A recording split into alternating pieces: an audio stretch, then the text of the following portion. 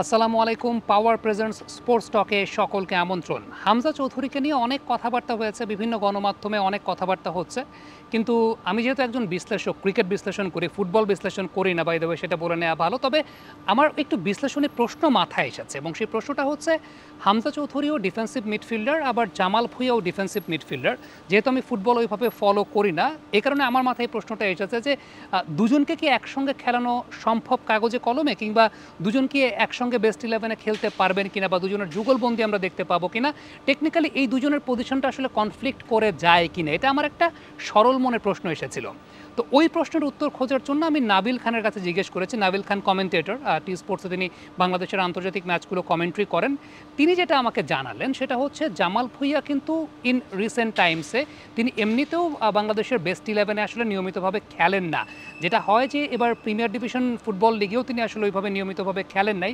So best ইলেভেনেও Jamal Bhuiyan আসলে খুব বেশি ওই জায়গাটায় স্যুট করবে কিনা বাংলাদেশের লাইন আপে, সেটাও একটা প্রশ্নের জায়গা আছে।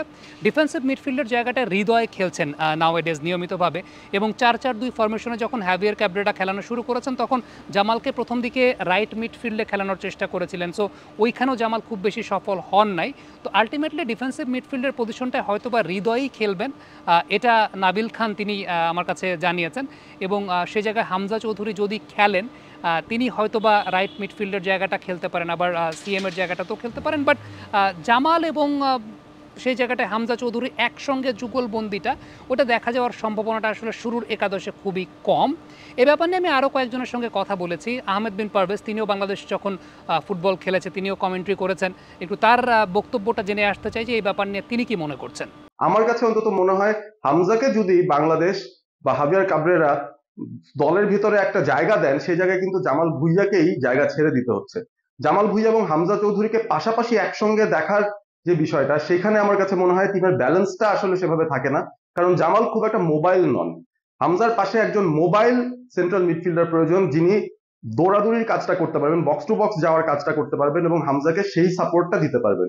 সেই সাপোর্টটা জামালের কাছ থেকে হয়তো পাওয়া যাবে না। সুতরাং আমার কাছে মনে হচ্ছে লাইফ ফর লাইফ রিপ্লেসমেন্ট হবেন হামজা চৌধুরী জামাল ভুঁইয়ার, এবং এই ক্ষেত্রে জামালের আসলে দলে থাকার সম্ভাবনা বা স্টার্টিং ইলেভেনে একসঙ্গে হামজার সঙ্গে খেলার সম্ভাবনাটা খুবই খুবই কম। সো আহমেদ বিন পারভেজের কথাটা যেটা আমরা বুঝতে পারলাম, যে তিনি যেমনটা মনে করছেন তার বিশ্লেষণী জায়গা থেকে, যেহেতু তিনি ফুটবল ম্যাচেও কমেন্ট্রি করেন বা করেছেন, তিনি ফুটবলটাকে ফলো করেন, তার কাছে মনে হচ্ছে যে জামাল ভুঁইয়া এবং হামজা চৌধুরীকে একসঙ্গে হয়তো বা দেখা যাবে না।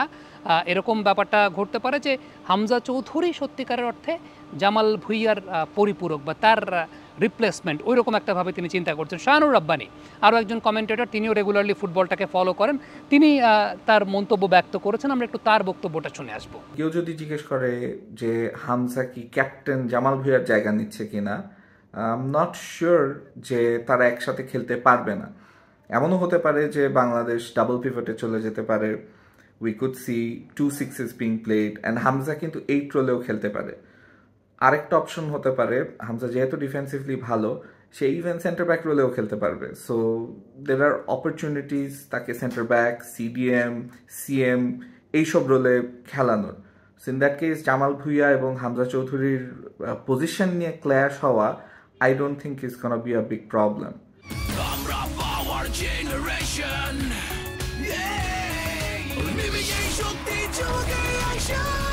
পাওয়ার চুমুকে অ্যাকশন। সো আমরা শাহানুর রাব্বানী এবং আহমেদ বিন পারভেজ দুজনের কথাটাই শুনলাম। আমি যমুনা টেলিভিশনে আমার সহকর্মী মুজদে বিন তারেক, যিনি দীর্ঘদিন ধরে ফুটবল নিয়ে কাজ করছেন, তাকে আমি লাইভে একটা প্রশ্ন জিজ্ঞেস করেছিলাম। এই প্রশ্নটাই জিজ্ঞেস করেছিলাম যে কাগজে কলমে টেকনিক্যালি ওই জায়গাটা এরকম হয় কিনা যে হামজা এবং জামাল ভুঁইয়া দুজনের পজিশনটা কনফ্লিক্ট করে যায় কিনা। তারেক আমাকে একটা খুব ইন্টারেস্টিং কথা বলেছেন, এবং তার ইন্টারেস্টিং কথাটা আমি একটু কোট করেই বলতে চাই। সেটা হচ্ছে জামালের যেখানে শেষ হামজার সেখানে শুরু বাংলাদেশের পক্ষে। ব্যাপারটা এরকম হতে পারে, বা ব্যাপারটা এরকমই হতে যাচ্ছে, এটা তেমনটা তিনি মনে করছেন। কারণ জামাল নাওয়াডেজ আসলে বেস্ট ইলেভেনে তাকে ইনকর্পোরেট করা যায় নাই, বা হ্যাভিয়ার ক্যাব্রেরা যে কম্বিনেশনে খেলছেন, হৃদয় সিডিএমে খেলছেন, এবং জামালকে যখন রাইট মিডফিল্ডে খেলানো হয়েছে, জামাল ওইভাবে আসলে সাফল্যের জায়গাটা দেখাতে পারেন নাই। সো হামজাকে যেহেতু আরও নিচের দিকেও খেলানো হবে না, তিনি যেমনটা মনে করছিলেন যে হামজা যদি আসলে ডিফেন্সিভ মিডফিল্ডেও খেলতে যান, সেক্ষেত্রে আবার আরেকটা ব্যাপার হচ্ছে যে ওপরের দিকে বল যোগান দেওয়ার যে জায়গাটা, উপরের দিকে বল যোগান দেওয়ার জায়গার চাইতে তাকে বেশি ব্যস্ত থাকতে হবে আসলে নিচের দিকে, বা বাংলাদেশের এন্ডের যে পেনাল্টি এরিয়া আছে, সে বাংলাদেশের এন্ডের পেনাল্টি এরিয়ার দিকে। সো আলটিমেটলি এক্ষেত্রে হামজাকে আসলে ব্যবহার করা হ্যাভিয়ার ক্যাবরেরা হয়তো বা করতে চাইবেন একটু উপরের দিকেই করতে চাইবেন, অর্থাৎ বল যোগান দেওয়ার ক্ষেত্রে সেটা যত না বেশি আসলে ওই যে নিজের রক্ষণ ভাগটা সামলানোর জন্য তার চাইতে বেশি অপোনেন্টের রক্ষণ ভাগকে তাদেরকে ব্যতিব্যস্ত রাখার জন্য হয়তোবা হ্যাভিয়ার ক্যাবরেরা সেই জায়গাটায় হামজা চৌধুরীকে ব্যবহার করতে চাইবেন, এমনটাই মুজদিবিন তারেক মনে করছেন। সো সবার বক্তব্যের জায়গাটা শুনে আমার কাছে, আমি আবারও বলছি যে আমি তো ফুটবল বিশ্লেষক না, বাট একদম কমন সেন্স ব্যবহার করে আমার কাছে যেটা মনে হয়েছে যে অবশ্যই হামজা চৌধুরীকে হয়তোবা বাংলাদেশের কোচ চাইবেন ওই অর্থে, অর্থাৎ অপোনেন্টের রক্ষণভাগের ওই জায়গাটাই তার বল যোগান দেওয়ার দায়িত্বটা বেশি হয়তোবা রাখতে চাইবেন রাদার দেন এদিকে বাংলাদেশের রক্ষণভাগ সামলানোর চাইতে। সো সেক্ষেত্রে সিডিএম পজিশন যেটা বা সেন্ট্রাল ডিফেন্সিভ মিডফিল্ড সেই জায়গাটা হয়তোবা হামজা চৌধুরীকে খেলাবেন না। এখন সিডিএমের পজিশনটাই আসলে জামাল ভুঁইয়া নিয়মিত একাদশে থাকবেন কিনা সেটাও একটা কোশ্চেনের জায়গা, যে হৃদয় খেলবেন নাকি জামাল ভুঁইয়া খেলবেন, সেক্ষেত্রে ম্যাক্সিমাম মানুষই মনে করছেন যে হয়তো বা সেই জায়গাটা হৃদয়েই খেলবেন। এখন let's hope for the best. তবে আমার কাছে একটা বিষয় তো অবশ্যই মনে হয়েছে যে বাংলাদেশের ফুটবলটাকে নিয়ে নতুন করে আলোচনা হচ্ছে, এবং যারা ফুটবল দেখেন, ফুটবল ভালোবাসেন, তারা হয়তো বা এতদিন Lionel Messi, Ronaldo, champions league, English premier league, এই সমস্ত টুর্নামেন্ট নিয়ে আলোচনাটা বেশি থাকতো, বাংলাদেশের ফুটবল নিয়ে আলোচনাটা আসলে কম থাকতো। তো ওই জায়গাটায় হামজা চৌধুরী একটা ক্যারেক্টার একটা সেক্টরটাকে আপলিফট করতে পারে, সেটার একটা অনেক বড় প্রমাণের জায়গা। কমেন্ট বক্সে আপনাদের মন্তব্য মতামত জানতে চাই, লিখে পাঠাবেন।